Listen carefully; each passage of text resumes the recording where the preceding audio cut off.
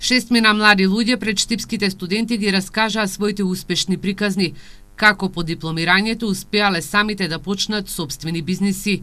Една од нив е Ивана Трендафилова, која дипломирала на архитектура и дизајн. Пред една година создала сопствена фирма за украсување на простор за свечености. Ивана вели дека покрај бизнис идејата треба да имаш капитал и поддршка од страна на семејството, а почетокот бил тежок, се соочила со нелојална конкуренција, но сега вели дека сите проблеми ги надминала, а државата и помогнала и со една од мерките за самовработување.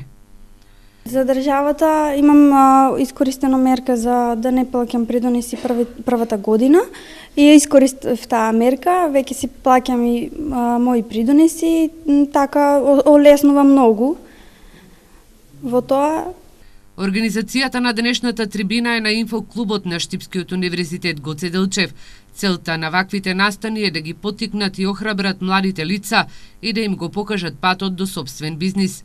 Ваквите трибини и информации за можностите кои им се нудат на младите се потребни со цел тие и да останат во државата, бидејќи поразителни се анализите за тоа колка број на млади остануваат во земјава. Последно време, значи, има дел и има добри мерки кои што ги нуди владата на Република Македонија за основање на бизниси од страна на младите луѓе до 29 години.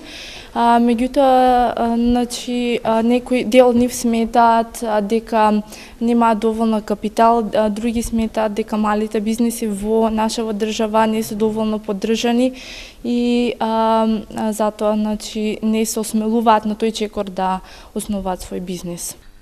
Студентите денеска се информираа што им нуди граѓанскиот сектор, но и можностите за размена на студенти преку Еразмус Плюс програмата.